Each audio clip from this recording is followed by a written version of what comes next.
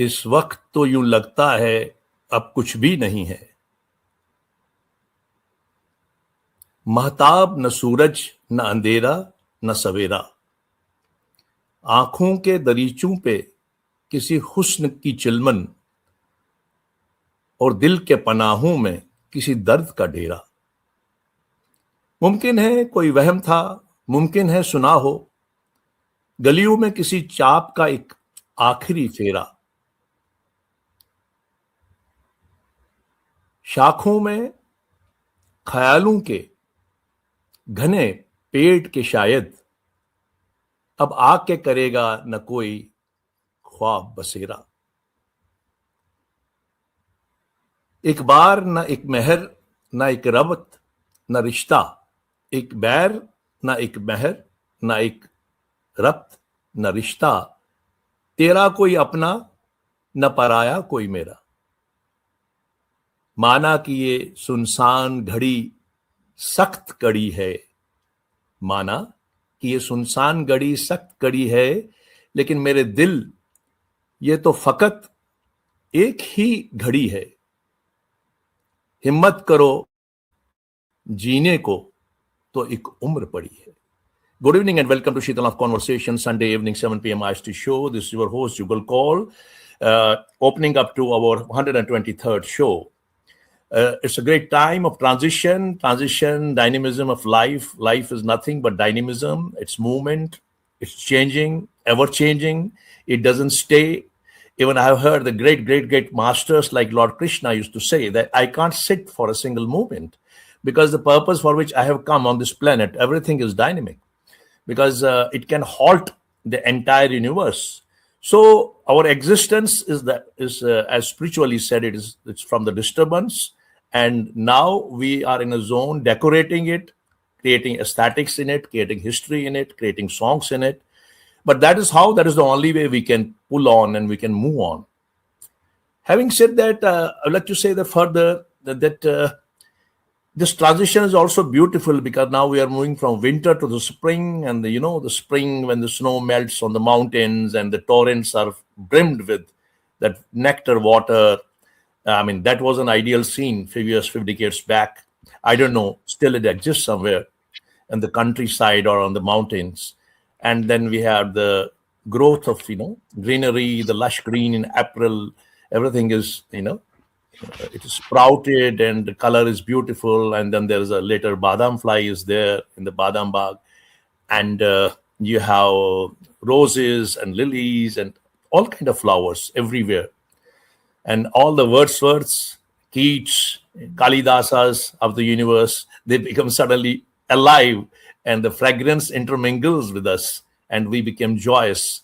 And that is the hope of life, the joy of life, a slide given to us that we all survive, we all live for this moment and this joy, when nature manifests into a very serene flute of Krishna. So, having further said that, we have been, it has been a great journey together, and I think once again I'm indebted to all of you for being part of this show, 123rd show. We have had the great crisscross through the time spaces earlier, and now it is very. We look that we have been touching almost all the contours of the civilization in this part of the country and also of the country and something beyond. And we have been talking about the archaeology, architecture, treatises, travelogues, literature, music, musicology, maestros, and the great people, men and matters, contemporary times, folk memory, traditions, and all kind of things. This ecology and anthropology, architecture, and treatises, travelogues, and many wonderful things, and all aesthetics, and we have been talking about many damn things.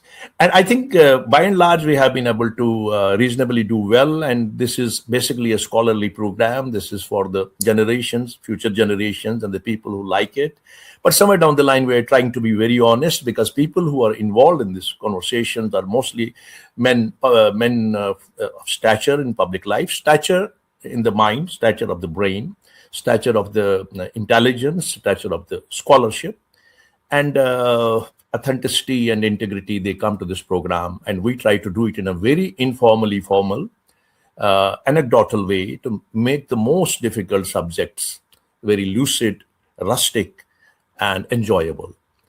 So thank you once again, everyone. And today we are going to talk about the saga from inception, Odyssey, to the extinction of ancient Silk Route.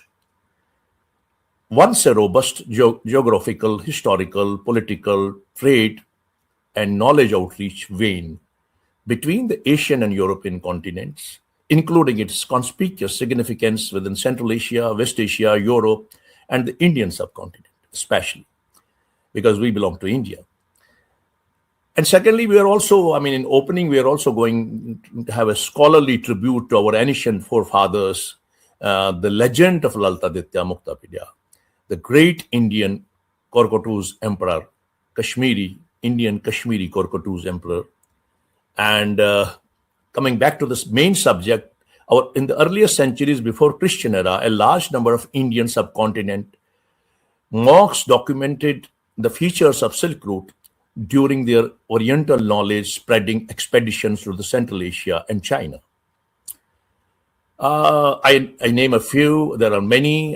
Strabo, in the first century. Then we have this Jiangchen in the second century, and Fahin in the 4th and 5th century, Hunsong in the 7th century, and we have Hawi Chao, I can't pronounce it well, it's a Korean monk in 8th century, and then Tamir Ibn Bahar, a traveler in the 9th century, and who doesn't know Marco Polo and the travelogues of Marco Polo, and there has been many on the internet and Netflix also. Although history is like an elephant in a room. In a room where all the blinds are there. Who wants to pick up what he gets? Somebody picks up the legs, somebody picks up the nose, somebody. But yes, there are very, very authentic historians. They have remained within the academics, and even on the parallel side, people who are not in the academics. There have been great historians, like we have Kalahana, who wrote the history of Kashmir, many millennia before he existed. And Marco Polo, I was saying, in 13th and 14th century. And then we have William Rubruk, a missionary of 13th century, and then Ibn Battuta, a Moroccan explorer of 14th century. Actually, the Westerners called it network trade route between China and Mediterranean. A German historian we all know, Richard Hoffmann, coined the word Silk Road, probably in 19th century. Chinese historians owned its original creation by, Jiang Chen of Han Dynasty in 2nd century BC, while we Indians found it as a spiritual and cultural corridor with trade exchange and intellectual export centuries before. Traveler historians like Hyun Song, Fayan, and horde of other Chinese, Central Asian, and Far Eastern students visiting the Makkah of Oriental wisdom, Takshashila, Nalanda, Sharda universities, remain the testimony of old Silk Route before and during the first millennium of Christian era. Silk Route probably facilitated, this is what I perceive and I have read somewhere, Silk Route probably facilitated the military expeditions of the Emperor Laltaditya towards Central Asia, China, and Tibet, importing goods and artifacts from the surrendered kingdoms. This amazing route, which connected the ancient and medieval worlds, later became redundant and extinct due to the Mongol infestation and many other reasons, obliterations, and with the arrival of modern, safe, speedy, economic, maritime transportation. Owning a great historic legacy, Silk Route needs a scholarly, close, and authentic exploration, although a lot has been written about it during the present-day time-space. We are once again privileged to have a conversation on this fascinating subject with Dr. Kashinath Pandita, a scholar of global repute. Dr. K.N. Pandita is a living legend and undisputed authority of Central and Western Asian studies, an eminent Persian historian, author, columnist, translator, literature, and a well-known human rights activist. He is the recipient of Padmashri from Government of India for his extraordinary contribution to the Persian and Central Asian studies. He's also the recipient of prestigious Sovietland Nehru Award, besides host of prestigious recognitions and honors, including Facilitation Basadi Award from the Iranian embassy.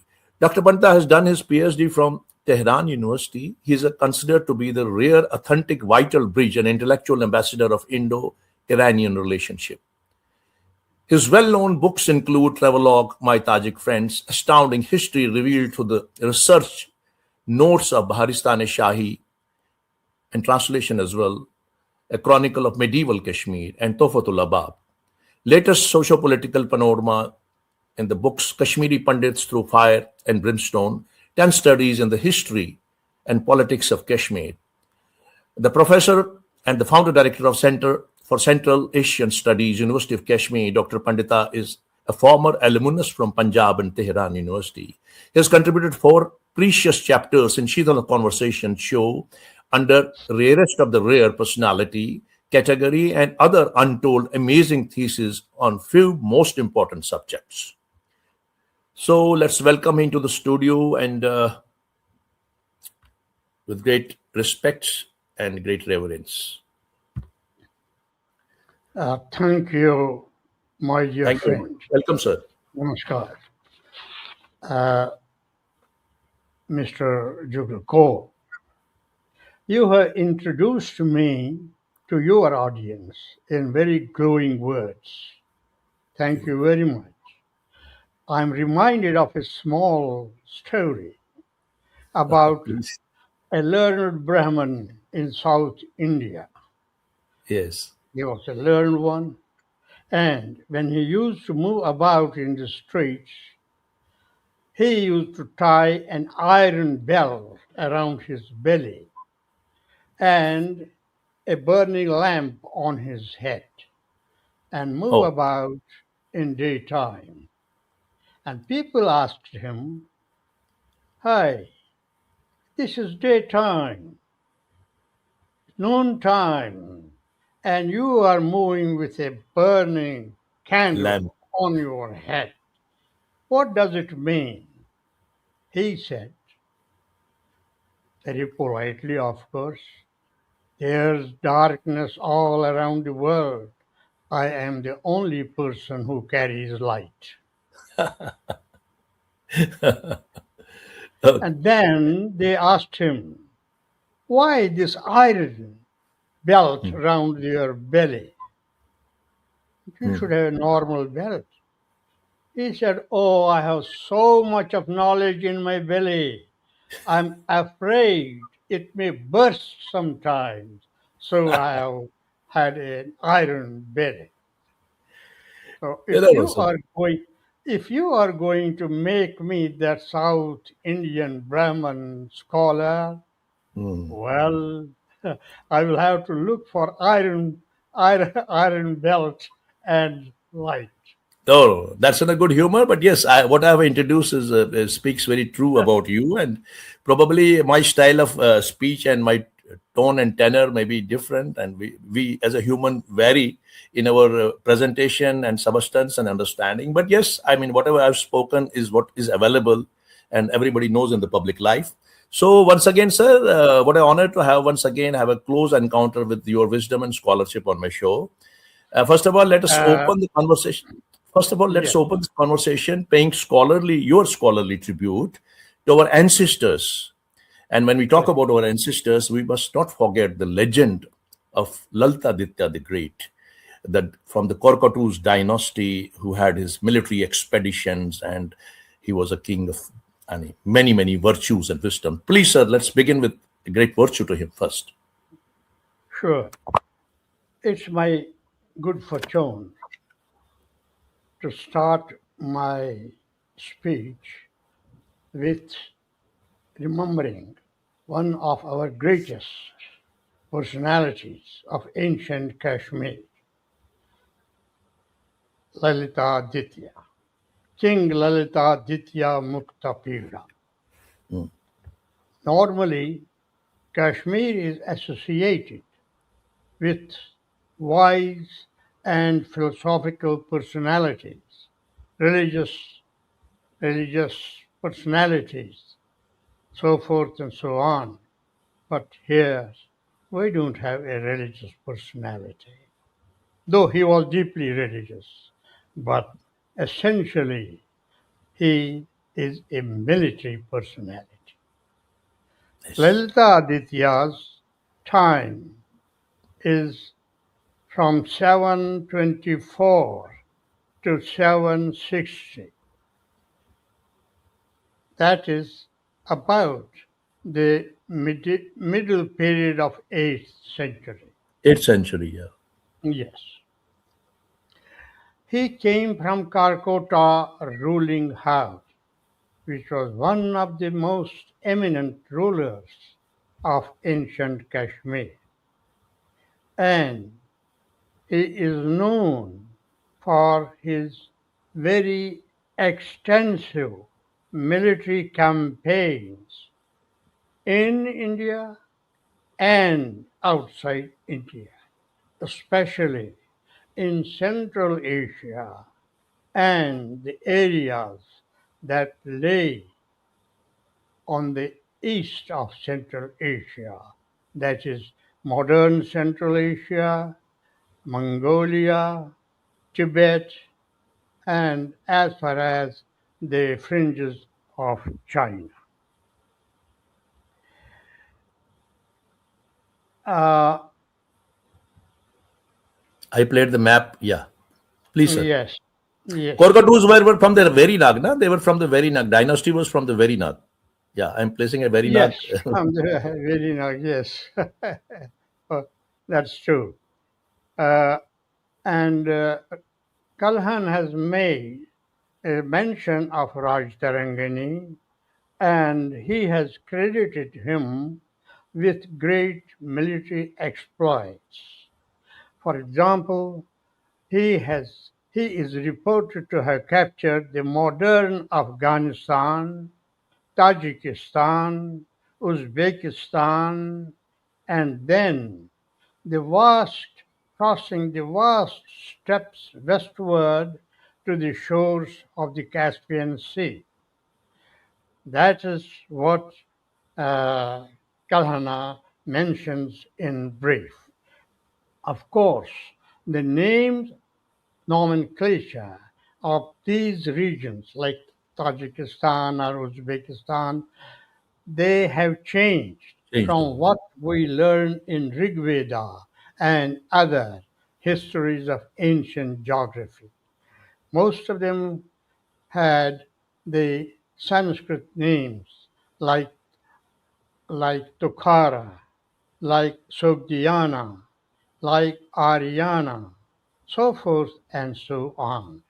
You know, Afghan Airways is called Aryana, Aryan. and yes, Aryana Airways, and the region which we find lying between modern Afghanistan and the northern fringes of Tajikistan, it was called Tukharistan or Oh, Tukhara.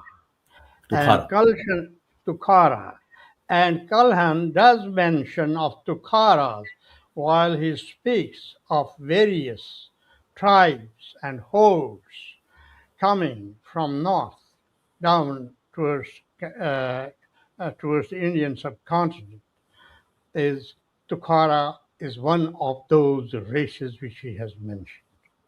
So these regions where you can imagine how great adventurer this young king and general was, that he took his army and all the equipment, the horses, the equipment, the fashion, the ammunition, whatever it is, to those vast, what we call steppes or steppes. Some pronounce it as steppe, others Yeah. pronounce it steppes, in which these regions lie.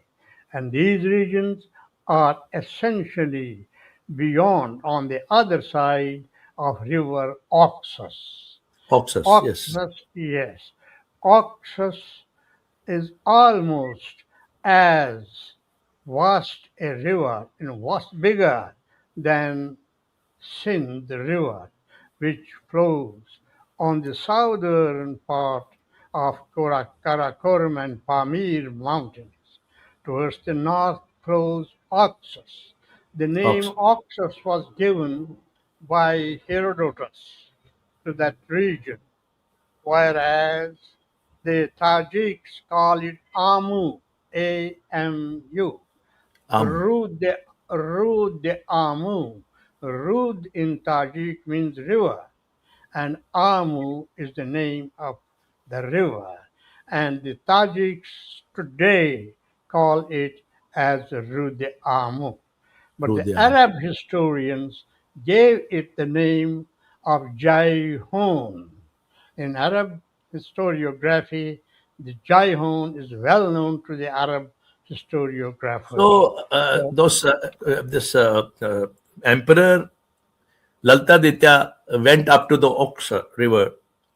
he crossed the Oxus. Oxus is at least 2 miles wide. It's like an ocean. Oh my God. And he crossed it. Imagine he, Kashmiri, how many boats he might have ordered to be built to carry Indian to ferry, ancestors, great and Indian Kashmiri ancestors. they were ancestors. They were our ancestors, and we forgot them for a long time. It is now we, the modern historians, have taken it upon ourselves to explore the dark sides of our history, unknown sides of our history, and rebuild it. The real. Yes. Now, Lalita Aditya defeated various tribes. This all area is full of tribes, tribal people, The tribal uh, people. nomadic peoples, living in tribes, ferocious, fighters, warriors, uh, minus everything minus humanity. That's what. That's And what. now it seems that they are stuck in that for 12th century or 9th century. They are still there in the 9th century, looking No, at the no, present no, scenario. no, no, no. Many of them, Central, not all, I can say. not all. Today's Central Asia is a model. Is a model region. We would like to follow their urge for modernity, their urge Modern. for knowledge, for urge for connectivity. It's a great region. It's a great people. Well, those time we are talking about millions of years, thousands of years back. It's That's almost, the almost, yeah. yes. And then to the north of Kashmir itself, we had many ferocious tribes like Yes. Darts, That's where. like Bhotias, like Turk, like which Kalhana speaks of Turukshas, or the Turks. Uh, Damars. Damar क्या था and Mr. no, no, no. Damar is the Kashmirian word which is meant for the landlords and the military officers. They are Okay. called Damars. From Damars, we have Dars, and Dars from Dars we have Dars. Ah, that is the etymological and the evolution of wordology Yeah, and the yeah. history and the culture. Yeah. Lalita Aditya, very interestingly, had established connections, diplomatic relations with Diplomat. Tang dynasty of China. You can imagine his vision of, you see, at that time, realizing that China was a great civilization and a great empire. So Yes. to protect his empire, only arms and fighting did not work. Diplomacy also worked. That's one of the lessons, one of the features of Lalita Aditya's character. He was adept not only in swordsmanship but in diplomacy also. Yes. And a great king who when he came back from Like, expeditions, like, he yes, developed an like a architect great king. architect who built the Uh, Kashmir. the Yeah, reason why Lalitaditya established diplomatic ties with Tang dynasty of China was because of Tibet. The check Tibet, yes. Tibetans were warlike and they were a nuisance both to China and to Kashmir. And India, India. yes, and later part of our history, of Kashmir history, shows how ruthlessly these Tibetans uh, ravaged the land of Kashmir. That I will not go into those details, but that is a part of history. And Lalitaditya is reported to have led an expedition to the to Sindh, which was conquered by the Arabs at that time. And in the histories and in Raj Tarangani, they are called Momins. The Moments. Momins means the Muslims, but Okay. actually they were the Arabs. He defeated them and pursued them right up to Kabul and Kandahar. Imagine, right Uh, from Sindh to Kabul and Kandahar. This is the military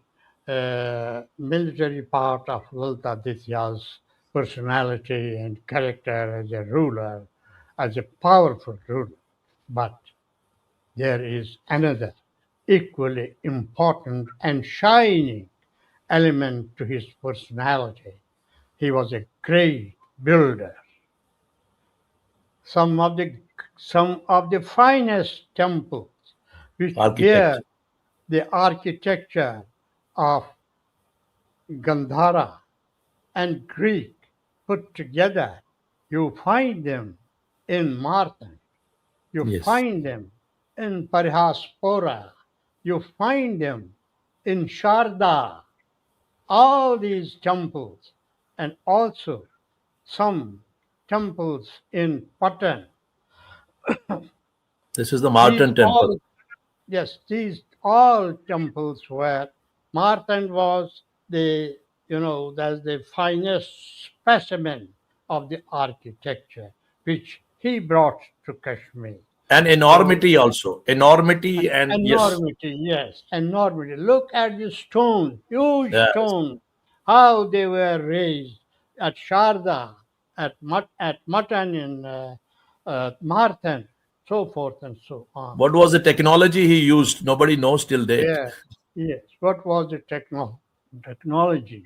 And then the carving, stone on carvings from Hindu mythology. So Are many carvings which only scholars can interpret. Even in their condition of ruin, scholars have tried to decipher what yes. these signs and figurines mean on the walls and the pillars of Marthan or Sharda. So that is about the story of Lalta Ditya. Any nation whose king has so many achievements to his credit would feel proud of him and would speak with great pride that here was an emancipated ruler.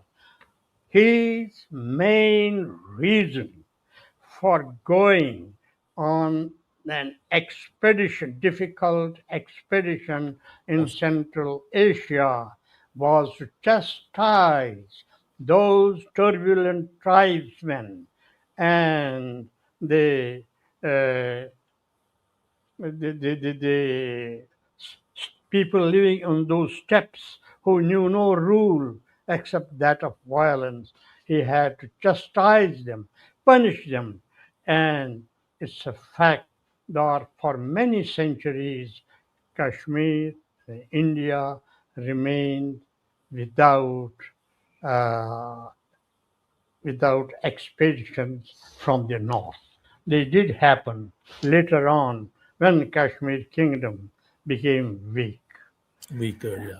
So, And sir, uh, I have also heard that he was a man of great character. While he brought many luminaries from central India to his Central India, yes, courts, but yes, of course. also he was man of character. And when he was exploring and went to the sea, I don't know which part of the sea, the It should be, queen tried to lure him for a marriage, but he refused and he came back along with him.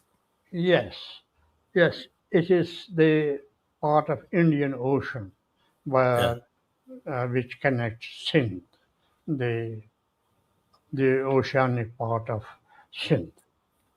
Uh, but researches are going on, and many people have approached me so far, asking Mhm. me what are the sources for Lalita Ditya.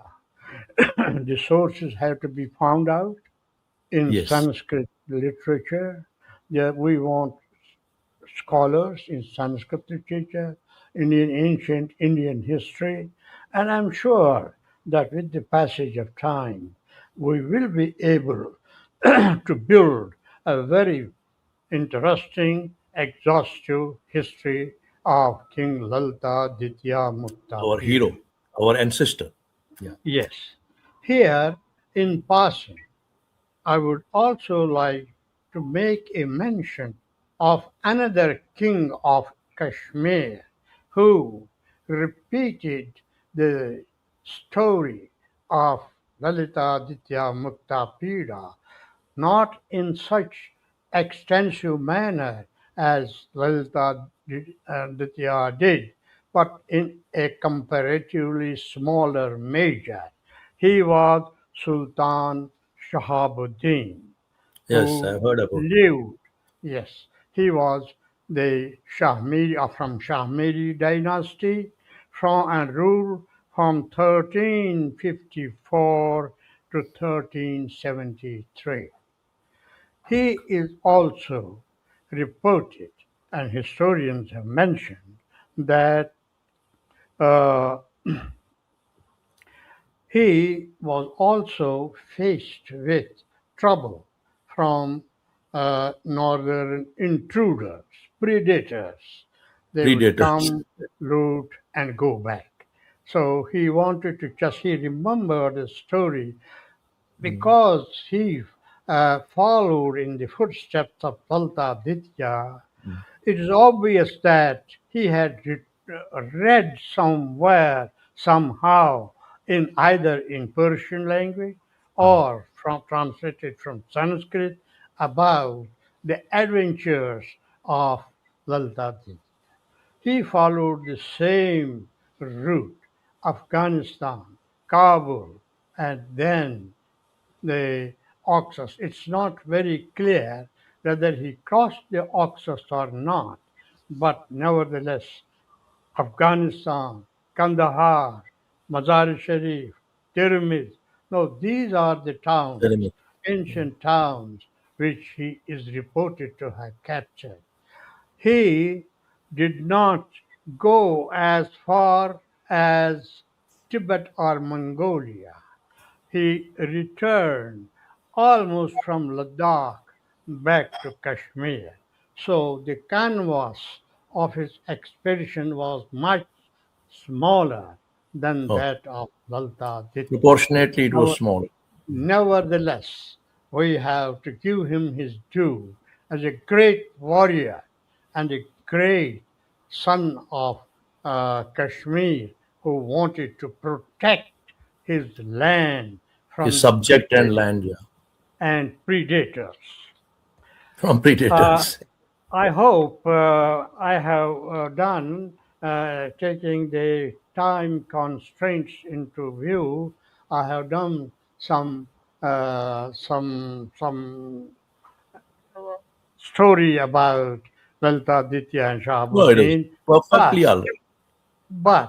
here we are reminded of The famous route along which Lalita Aditya and Shahabuddin must have traveled, and that is called the ancient, famous, fabulous Silk Route.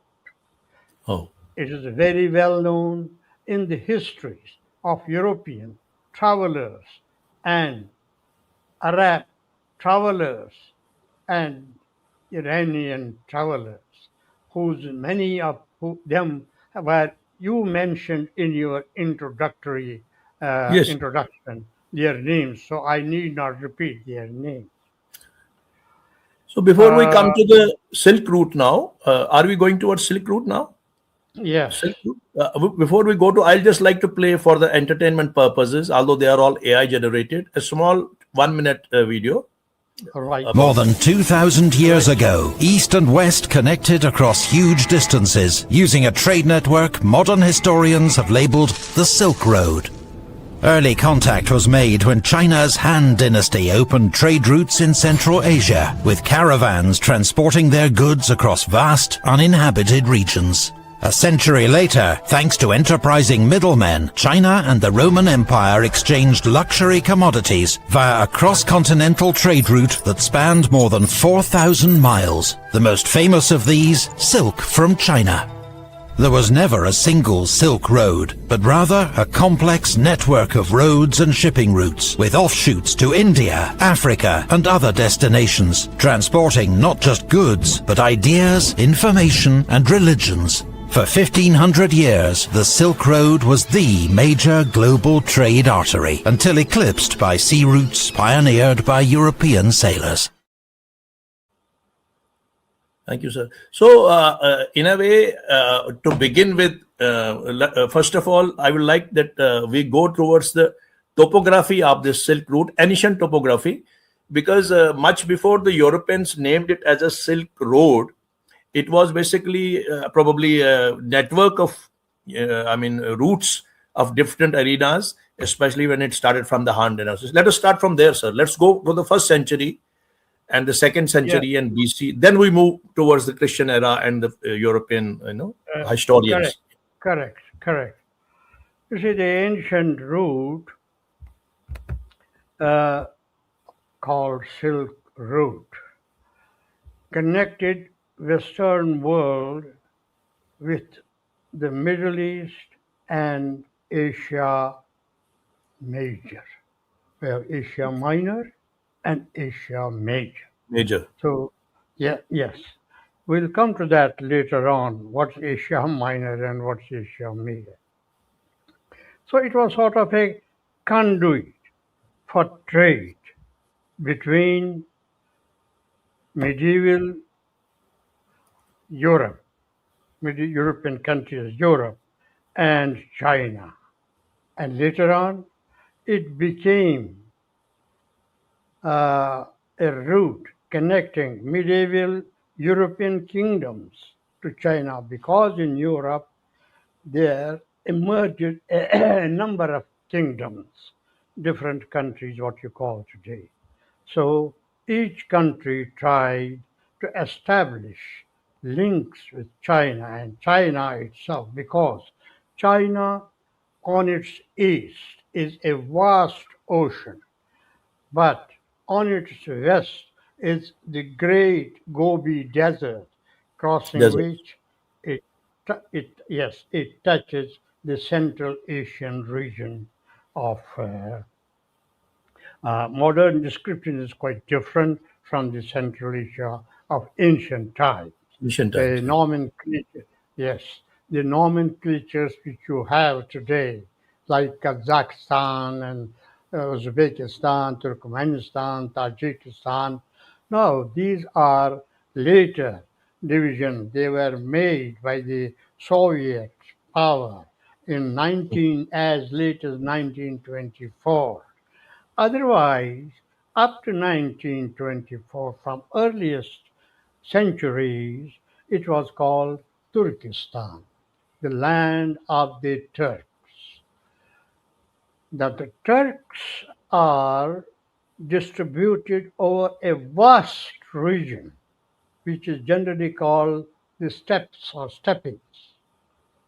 And when the Soviet Union came into being, they found that it was important for the reason, for political reasons, for economic reasons, and for the reasons of culture and connectivity. It was very important to carve out areas, regions, according to the name of the people who lived in those areas. So you have Tajikistan, the land of Tajiks. Previously, it was called Tukharistan. Now it's Tajikistan. Then you have Tajikistan. Uzbek. Yes. Sorry. Now you have Uzbeks.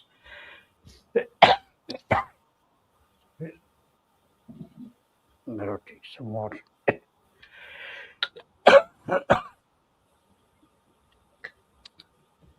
So we have Uzbeks and other Central Asian regions.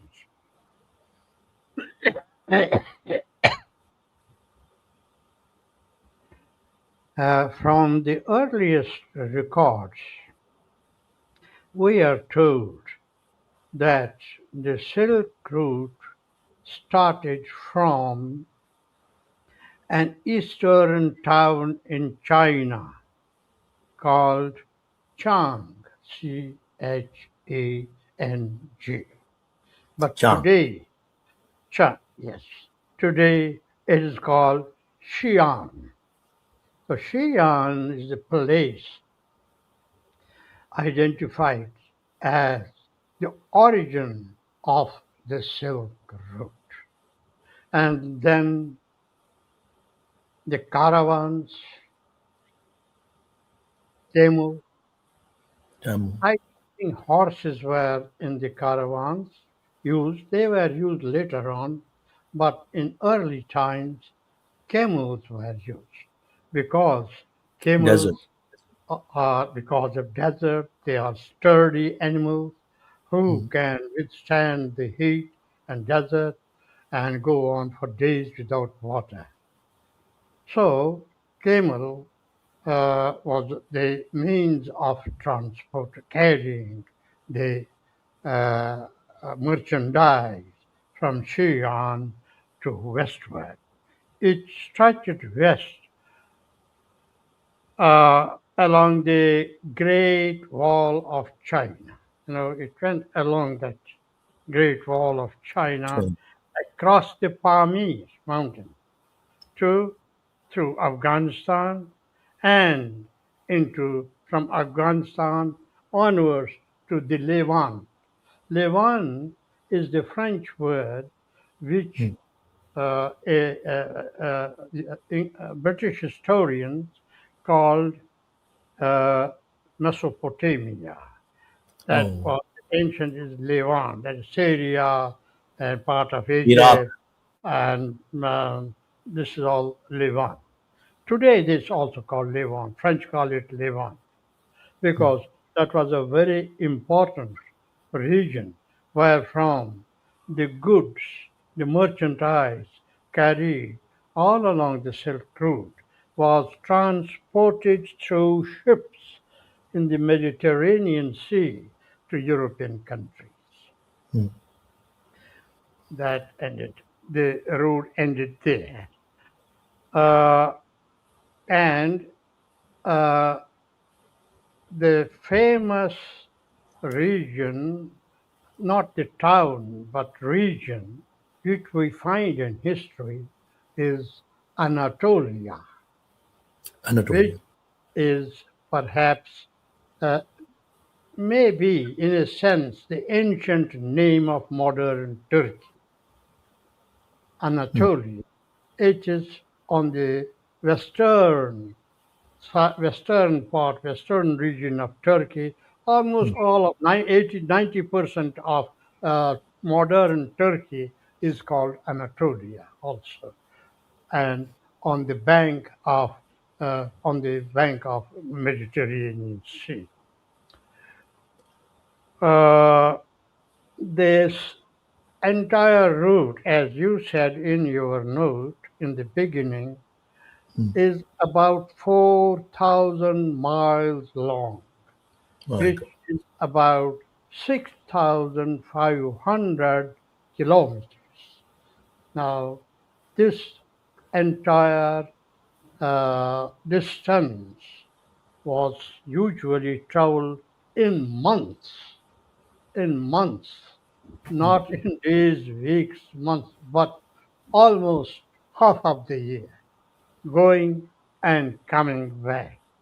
Most of it, some of it uh, was not uh, roadworthy because of snow and mountains like Pamis, but most of it was traversable because it went through plains of steppes and the deserts of Gobi. So, nevertheless, 4,000 miles is perhaps one of the world's longest routes known to In us, those times, especially in those times. and especially. But I don't understand one thing, Dr. Saab. This because the engineering in those times would have been mud roads, mud or something gravel mix or something else. Because ultimately, what distinguished it from the rest of the terrain, the road part. What I mean to say, those. Certainly, it must have been mixed with sand, So, black sand and white sand, because in Persian we have kara koram. Koram means sand. oh, Kara means kala, black. So black kara sand. koram means black sand, and then ak koram. Ak in Turkish means white. Ak Masjid, for instance, where there was the white mosque. Ak Kornum means the white sands.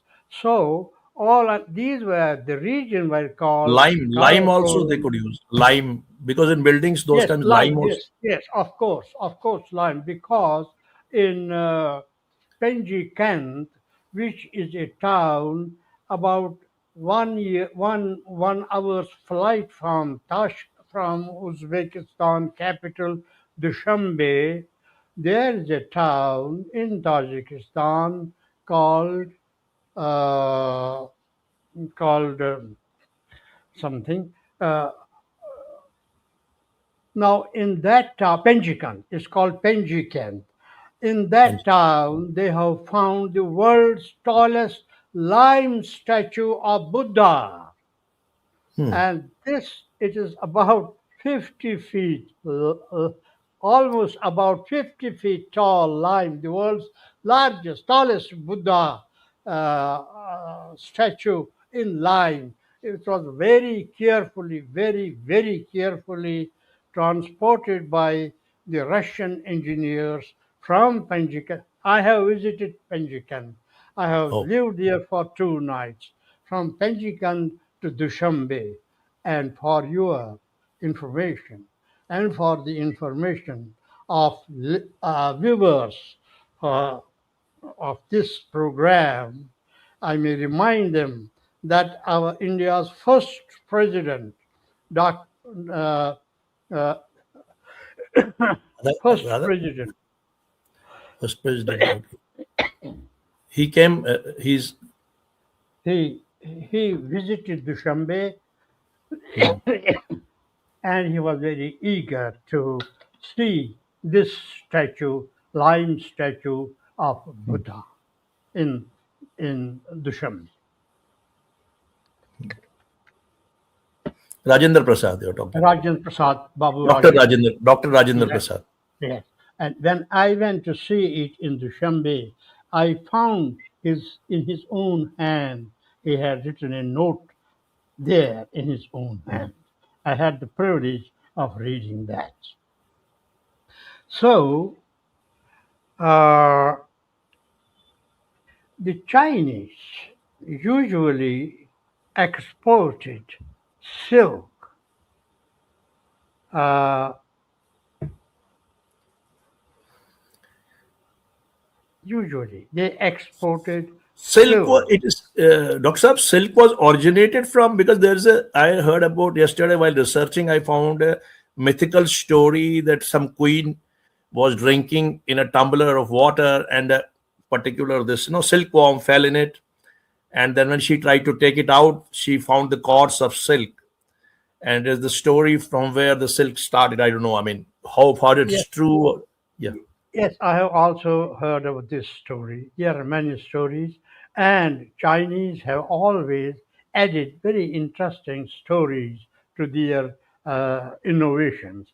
But of achievement. course, I agree that silk originated from China, and though the name of Silk Road was given to it later by some German historian, but actually the Chinese considered it a Silk Route because it carried their merchandise to whole Europe and Asia, minor Asia, major later on. And from the European countries, my God, one minute, Okay, sir. No issue. one,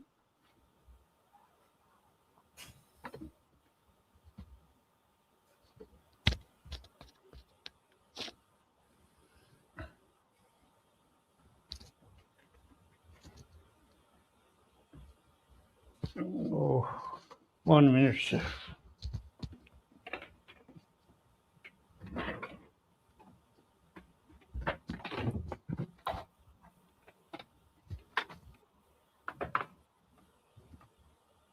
Connected.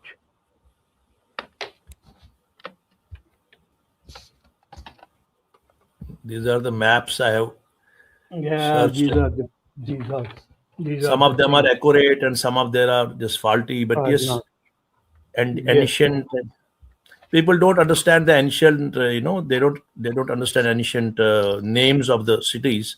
So somewhere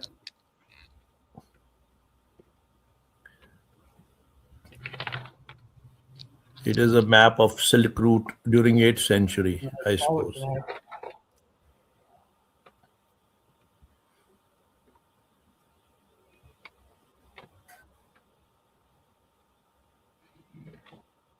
It said there was a power snag.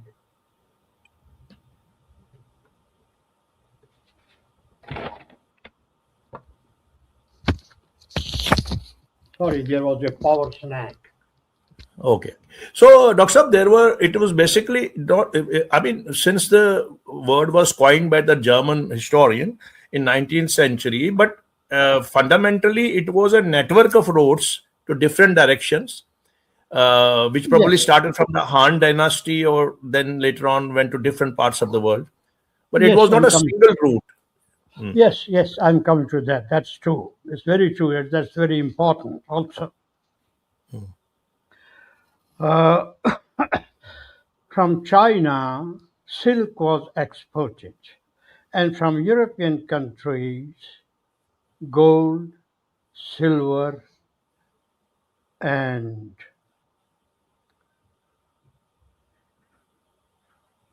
some other materials were also exported. So this was the from the east merchandise from the east and merchandise from the west along this Silk Road.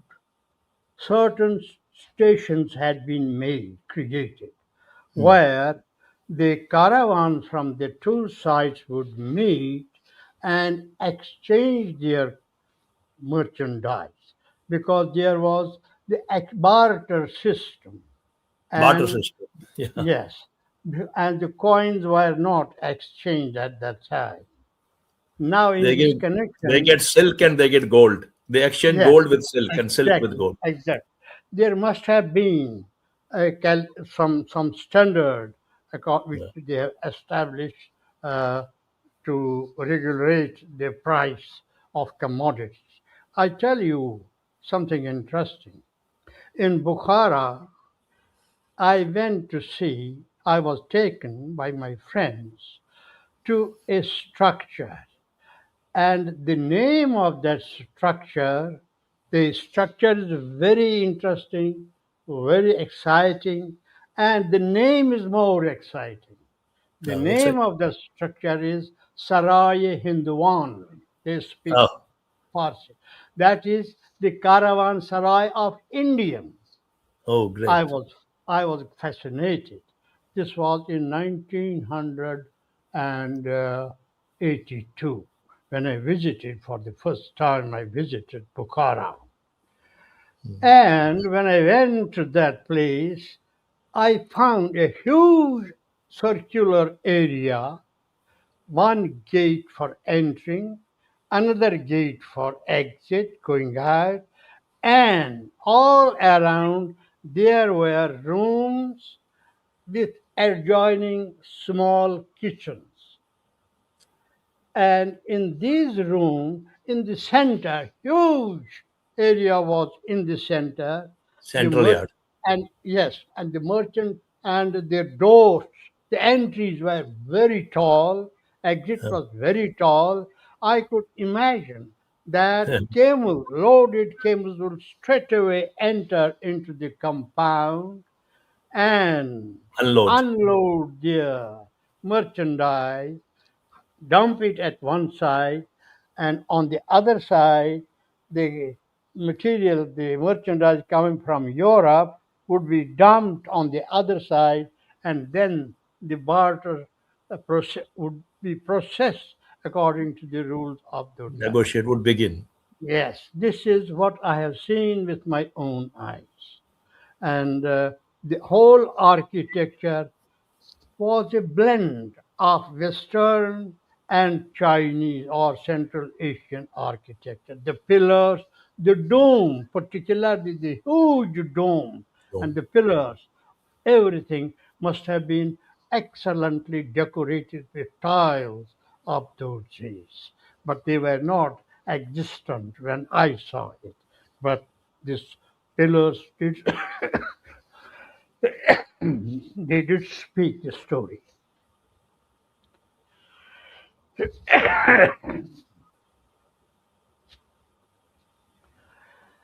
Uh, Along with merchandise, one more important commodity was exchanged, Hmm. and that is religion, philosophy, and faith, Spirituality. spirituality. The Assyrian uh, Christians, they brought Christianity to China via Silk Road, and the Indians brought Buddhism, Buddhism. and to some extent sun worship to Central Asian regions. And Buddhism, of course, was carried far and wide into Mongolia, into Tibet, into Inner Mongolia, and into China itself. Doctor, That was sorry for intervention here. I wanted to know because before the Tan dynasty, when this actually the road started getting its name and structured in the eye of a history, much before that, if we go into the local granth literature of Sanskrit, we find a number of monks in the pre-Christian era from India traveled to the Mongolia and China. Uh, I mean, I don't understand. Were did they use the Silk Route, or it was just a hazardous ways they traveled, and before the existence of Silk Route came in? no, they did not use the entire Silk Road, but Okay. we had two arteries. One was which connected Delhi with Kashmir and then to Kashgar, Yarkand, and from Yarkand to the Silk Route, which was quite near. That was Oh, one route. They used it. So Yarkand and Kashgar are now in Chinese Autonomous Republic of Xinjiang. Xinjiang. Xinjiang. So they are nearer to the origin of the Chinese root Xi'an. And the second route was uh, from Punjab to Swat and on Swat to Valley. Swat Valley, and then crossing Swat, crossing the Hindu Kush to the other side of Amu River, Oxus, and then Tirmiz, which is now in Uzbekistan, and Uzbekistan. then to to Merv. Merv. Merv is very famous in Mer. Turkmenistan, and from Merv on to present-day Azerbaijan, and then to across to the European countries. That was a sorry. I have a bad throat. No issues, no issues. I mean, you can take the water and take a rest in between. So, Yes. so it was. India could be seen. I mean, there is an addition to my knowledge now, which you said that it was a melting pot, also a point where the old spiritualities, even the Christianity, came in. But I was thinking till now the predominant role of the cultural and the intellectual and the spiritual export and exchange that predominantly came from India into the Silk Route, through Silk Route. What I mean, Silk Route was used for that purpose. Yes, you are right, because Buddhism had many prosperous eras in Central Asia. Even today, as far away as Mongolia, you have the Buddha statue, the worship Buddha statue. Mongolia. Mongolia. Yes. And Tibet, already, does not need any introduction. Dalai Lama is here. The Lama is just very much just one, there. one, one, one And question. then, Uh, and then, 1 minute. And yes. then the Indian Buddhist propagators did not take only the overland route, they also took the sea route from Southeast Asia to Southeast Asia. yes, Laos and Vietnam, Cambodia, and Cambodia, Japan, and through that. right up to Japan, including southern China, the islands of China. So uh, that was that credit goes to to Ashoka. He sent his daughter to Southeast Asia as a Buddhist monk, propagating the religion there. And in Cambodia, you have the great Buddhist Vihara architecture. So we were just talking about a tribute to the Lalta Ditya. So while working on it, it came to my notice that probably it was the 8th century or 9th century, and it was almost I mean, a century or 2 century after when the maritime trade started by the Westerners. But probably even Lalta Ditya might have used the Silk Route for his military expeditions. He might have routes, yes, because there was no other known route which would connect all those areas. That was the only route.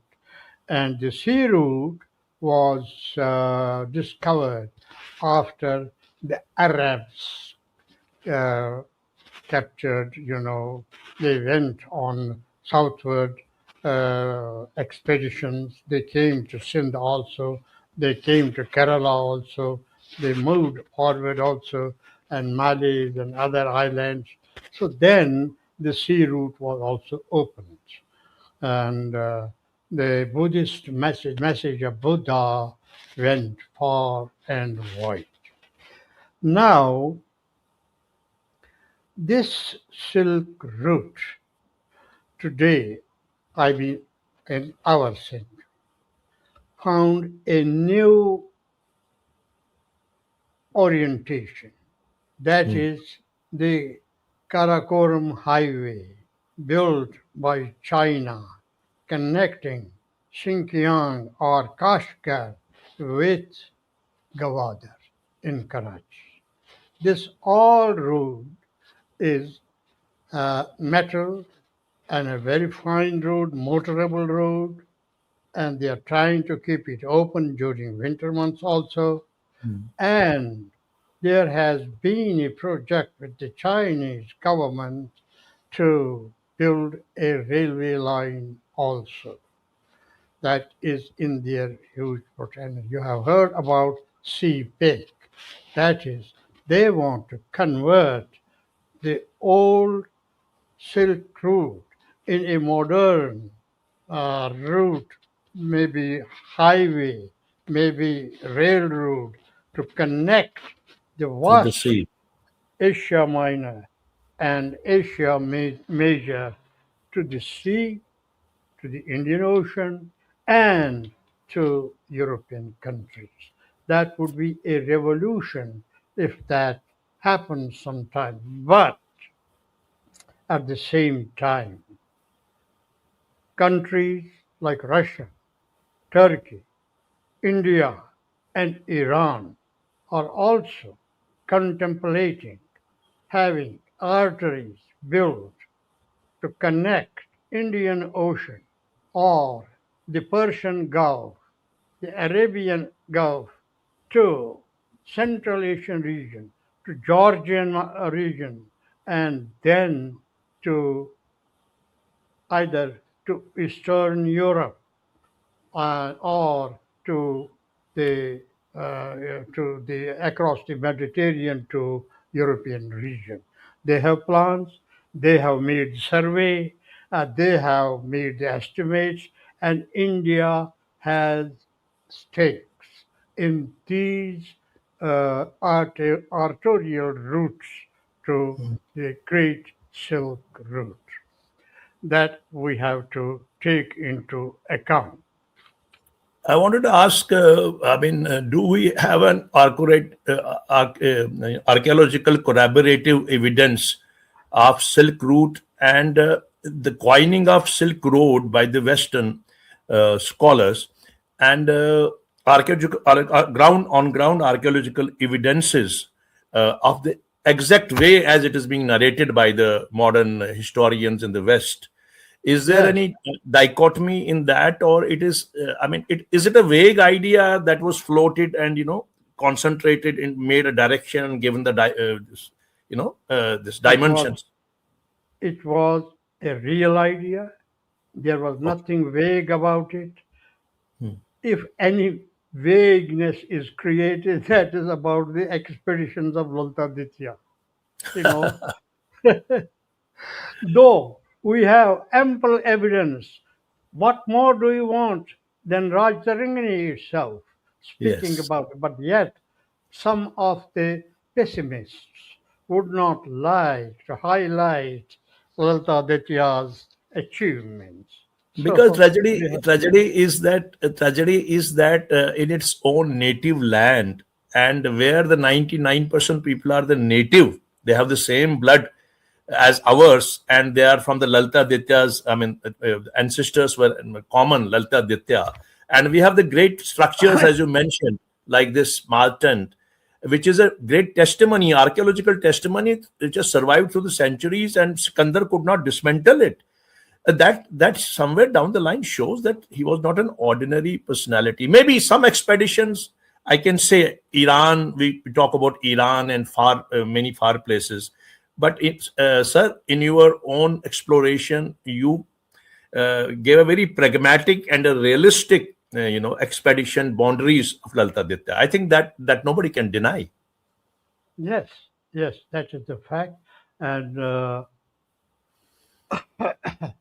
uh, it's very disappointing, I should say, that none of these temples, the ruins, of course, like Martan or the Sharda Shab- and Shadipur and all these, the UNESCO has not taken them as their preserves as United Nations Economic and Social organization has Organization, not, yes, UNESCO. they have not taken it as so far as perhaps Pakistan has tried to include Sharda in the UNESCO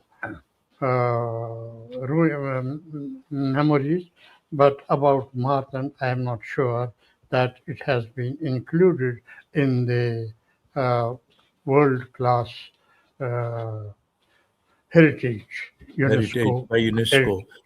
I think Yes, there must be some lacking in front of some of the our people and agencies and the yes, administration. exactly. You see, the attention was not focused on that.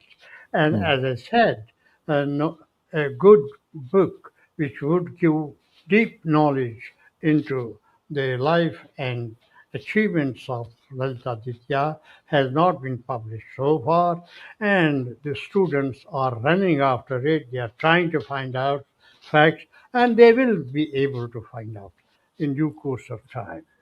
Actually, Uh, he didn't annex areas. He brought the treasures, he brought the jewelry, he brought the yes, technology, and yes. he didn't stay there. Maybe he didn't extend. He was not an expansionist king, basically. What I feel so. No, no, he didn't. He didn't retain any of those captured areas. Hmm. That is why I am coming to next point Yeah. about the Silk Route.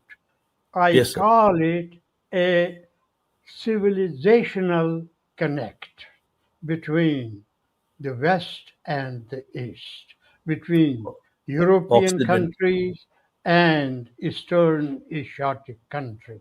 Orient and This has Occident. Orient and Occident. And uh, China has taken certain initiative, did take, but they had the idea when they started CPAC that they converted into a political uh, adventure. That Communist should not Party have is been. very Yes, smart in using they are it. very smart. But nevertheless, it has given us an idea that ancient Silk Route, can be revived in one or the other way to establish civilizational links between the peoples. Now, China has brought railway line to Kazakhstan, has Hmm. brought railway line to Kyrgyzstan, is planning to bring the railway line to Turkmenistan and then to the Mediterranean Sea, to Baku. So these achievements would really give significance to what our ancient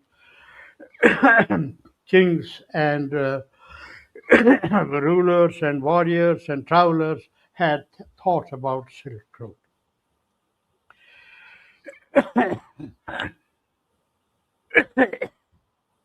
The Silk Route's fame and utility Hmm. declined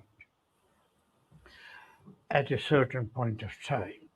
From 700 to 900 BC, that was the period when Silk Route was at its top, when great merchandise uh, flowed from east to west and west to east. Then two things happened. One was the Arabian power rose in 630, and gradually it expanded. It covered the whole area, the Levant, the Mesopotamia, Central Asia, West Asia, uh, Central Asia. West Asia, and the entire Turkestan and Turkey. So the expansion of Arab power caused a decline because all interests shifted to Central Asia, Mesopotamia, and the Gulf, the Arabian region. That was one reason. And the second reason was uh, the road became unsafe. Yes. And yes, it became unsafe for the merchants to carry big caravans because Treasures and predators, nomads, tribes, tribal lords, warlords, and satrapies. All of these people, satraps. yes, Satraps. yes, satrapies. They all, you know, Mostly tried to loot. Mongolian. Mostly Pardon? Mongolians. Mostly Uh, Mongolians. Mongol one. Mongols and Mongols. Turks are more because Rajtanangani speaks of Turushka. That is Turushka. Turk. Most, yes, Turushka. And Imchina, Yavana. they are the crossbreed, है ना? इनका तो Crossbreed, Europe exactly. and Mongolia. They are the Yes. crossbreed. The Terrible people. Tatars, especially Tatars. So, because of the rise of these two factors, the Central the Silk Route lost its importance. However, after the rise of Mongol Genghis Khan, uh, Engaged them. there was some revival in some parts of the Silk Route because Chengiz was a warrior and an expansionist. He had gone up to Peking and his soldiers had come to the banks of Sindh River. So you can imagine the area, and in the west, his his troops went as far as Khwarezm, Khiva, and the present East European countries, boundaries. So this was the whole huge region which Genghis and uh, Mangu Khan and his hordes captured. So they wanted to re-establish the Silk Road caravan. They did try, but because Mongol Genghis Khan's empire itself fragmented and the uh, the linear descendant of Genghis Khan, that's called Ghazan, he Kazan. became the ruler. Ghazan, he became the ruler of Iran. He captured Iran and became the ruler. And for your information, in Ghazan's times, the capital was Tabriz, which is now in Iranian Azerbaijan.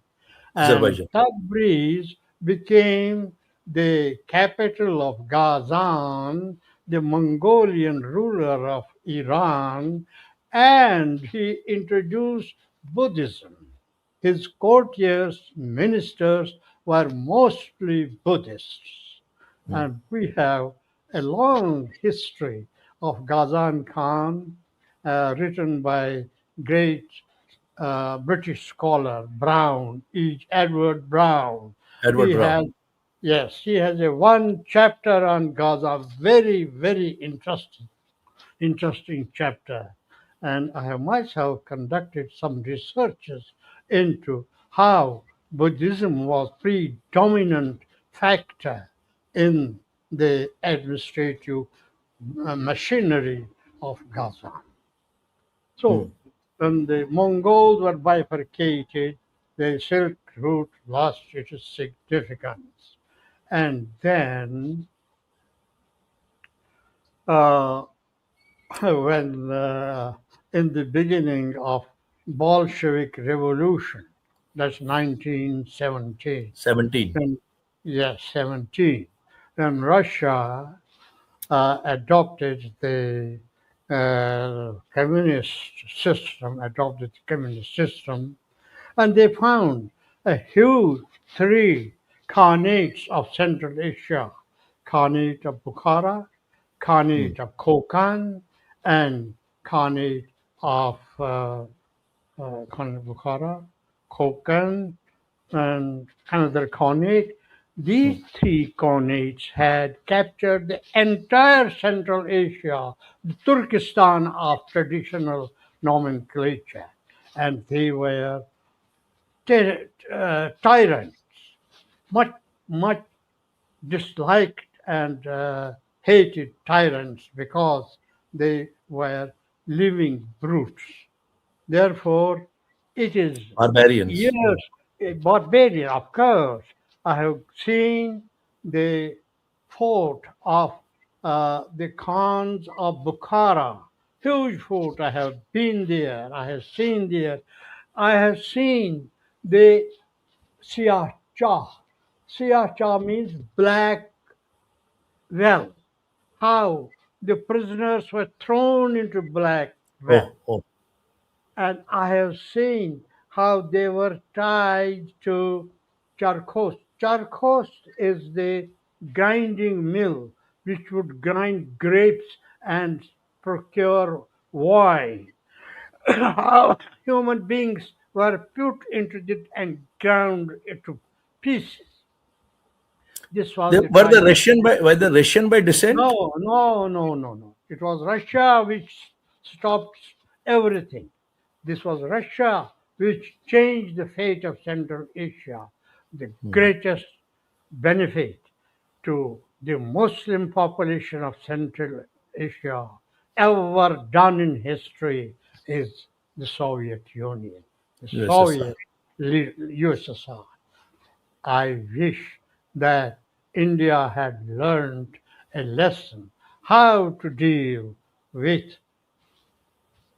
the population which preached a different faith than Christianity, how they dealt with them, how they modernized them.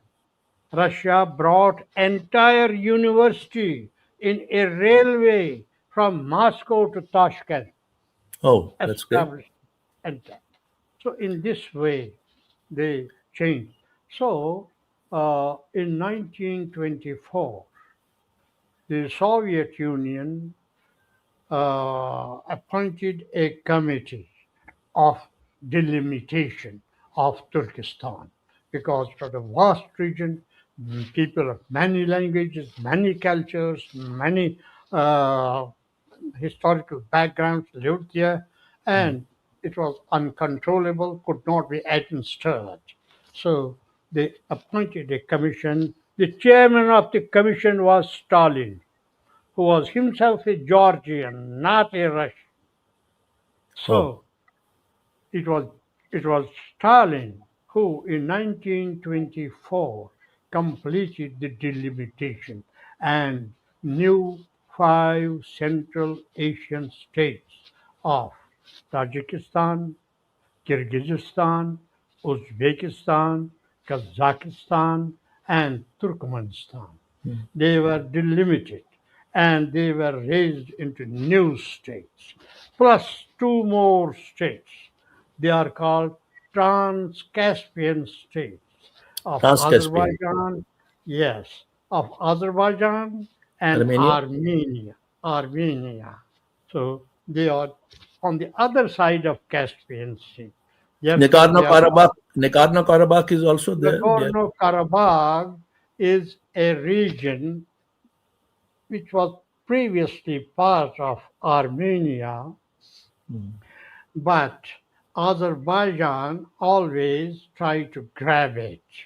And Azerbaijan made many attempts, it did not succeed, but ultimately it found a helper, supporter in Erdogan of Turkey, who Erdogan. claims who claims to revive the Ottoman Caliphate. He is the new caliphate. And for your for your information, Kolsab and my listeners, Iran bombarded Turkey also only few days back. Oh my God. Oh my God. Yes, the Very sad. country that wants to become the People Ottoman suffer. Caliphate. So they supported Azerbaijan and they launched an attack on Armenia. Armenia is a smaller country, and are Nestorian Christians. Uh, I said in my speech hmm, that Nestorian Christianity was carried across the Silk Road from Europe to hmm, China. It was Armenians. They were the people who carried, and Armenians have a strong hold in hmm, Iran. I'm talking of the days when I was in Iran. I lived hmm, in Iran for 5 years, nearly hmm. 5 years, and I had many Armenian friends because Armenians have retained the original Parsi language, its intonation, its grammar, its vocabulary, and its text. They have maintained it. And Yeah, in culturally, Iran, yeah. Even the countries which separated from USSR, yet the fundamentalism or fanaticism has not taken inroads into their culture. They are still civilized and kind of accommodative ones. it's a big history. If you want to know about it, I will suggest you a book. And I will suggest to my other listeners also. There's a book titled The Dawn Over Samarkand. Friends, if you are able to get hold of this book, Dawn it over will summer. give you a new world will open to you. The dawn over Samarkand. How the dawn. I wish such a new dawn would dawn on Kashmir also. Has this So legacy of centrality of Silk Road, the ownership by the China, uh, have something to do with the contemporary geopolitics, and has Kashmir and India role into the Silk Route and the trade of spices, ivory, and Kashmir's centrality because of passage from the rest of the India to the Central Asia, has it been undermined or underplayed? What it is all about? see, I did mention about the reasons why Central Asia, why the Silk Route lost its significance. And in Kashmir history, we are told that owing to economic constraints, King Harsha ordered that gold and silver statues be melted. The Hmm. reason was not that he was against Hinduism, but he had no money. So Economy. yes, because Kashmir's economic relations via Silk Road had stopped towards the last phase of Hindu kingdom. And after that, we never tried. We Things changed a lot after 47. The our connectivity via Dawlat Beg Oldi was still Dawlat Beg Oldi is India's control, but beyond Dawlat Beg Oldi. And remember, Yarkand was captured by Maharaja Ranbir Singh's forces. People Really? don't know. Yes, I it don't was know. captured by Maharaja. By Your father was a colonel in the Dogra rulers. Your grandfather. my great great grandfather was a colonel, and but he did not go to Yarkand. Maybe I don't know, might have gone, but he was killed in a battle with the Bombas and Khokas in Uri. Oh, And then we got a Jagir. He got a Jagir in that region, which remained with us for a long time. And then those who deserved, they took it. And what we deserved, we got it. So, my friend, I have spoken for uh, 1 hour and about 25 minutes. yes, And yes, this yes. is a long narrative. Conversation. I Hmm. hope you don't normally give so much of time to others, but you No, no. give me. Thank you very much. And Thanks a I lot, Kashi. also It was a, thank it was a, thank you. I it was think a, uh, I think we must call it a day. we should call it a day. And maybe there are questions. People can You can give them email and they can ask Yes, me yes, the I can question. understand. I mean, at your this because you were indisposed also, and little it was your magnanimity that you finally didn't say no to me. And I Yes, wanted, I was so desperate to have a this subject because I had nobody. There are only two intellectuals I know whom I think that we must take the treasure, steal the treasure from them. One is you, and another is the Toshkani ji. Toshkani ji is not well, so I really wanted to have something like that. Thanks a lot, sir. It was very enlightening. You did it in a very, very anecdotal and a lighter way and fashion, and most complicated theories of Silk Route. Now every day there is another theory coming in, but then again, I mean, it has its centrality, and India was part of it. Indian yeah, subcontinent was part of it, oh, yes, and we are proud of our expeditions, and we are proud of our this part of the country. The Indian king, Laltaditya Muktapidia, was Kashmiri by origin. So thank you very much for a wonderful time with me. thank, Thanks a lot, sir. thank, Pleasure. thank you, Kol Saab, you and Thanks. the listeners, wherever they are. Thank you, Thanks a lot. and God bless you. Thanks a lot, sir. Namaskar. Thanks a lot. Pleasure. So that was Padmashri Dr. Kashinath Pandita, and Silk Route is such a beautiful subject. There are a number of questions in my mind and mind people, but yet nobody had taken this step to just go through this the entire arena of the period of Silk Route from its formation time till now. So I always wanted to have something about it, and but then again, no issues. We'll have more discussions on it, and will because I think that Kashinath Pandita is a living legend. His authenticity and honesty and integrity and upmark research is something which cannot be opposed. And besides that, this is a subject which has a number of bays and areas where we can roam around and swim around. That will be for next time, and I'll see that somebody else comes. Thank you very much. This was a great time together, and I wish that we also had a great tribute to Laltaditya, the Kashmiris, for all Kashmiris, irrespective of caste, creed, color, and religion. All Kashmiris were Indians, the Indian nationalists from millennia. So they all should be proud of this Laltaditya, irrespective of caste, creed, color, religion. And we must try to, propagate this his legacy to the youngsters, young children, so that we have our great regional hero. We have national heroes, but we have our regional heroes. And a person who was man of character, man of valor, an architect, a great fighter, a strategist, who led his military expeditions and against these disturbing predators, which are spread, as Dr. Kashinath says. And then, they say after a war, peace comes, and much period, I think it was regained by Avantivarman's time. The peace prevailed for some period. Anyway, that's how the life on this planet is. One race comes and then another race goes. And this, this is like a periphery going up and down like the sine wave.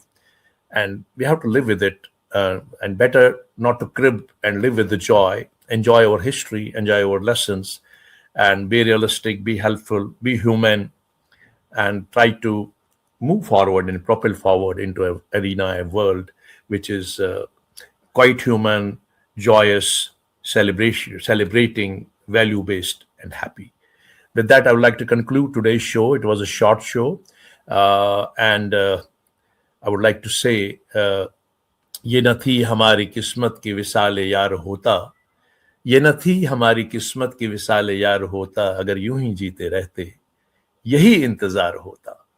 With that, thank you, namaskar, good night, shab khair, best wishes to all.